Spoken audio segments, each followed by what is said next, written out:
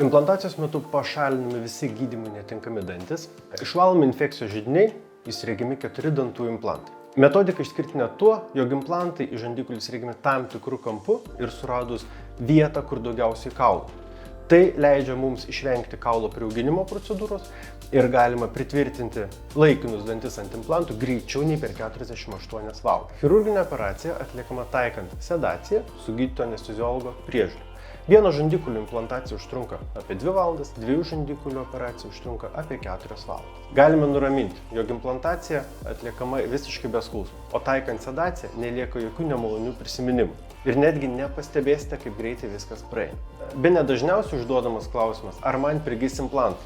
Šiuolaikiniai dantų implantai prigijo daugiau nei 99% visų atvejų. O kaip ilgai jie tarnauja, priklauso ne tik nuo protezavimo ar implantavimo kokybės, bet ir nuo jų priežiūros bei burnos higienos. Taip pat dažnai sulaukiu klausimo, ar labai skaudės po implantacijos. Mes klinikoje naudojame pažangiausias technologijas, aukščiausios kokybės medžiagas. Tai leidžia mums maksimaliai sumažinti diskomfortą po procedūrų ir išvengti įkyraus skausmo bei tinimo.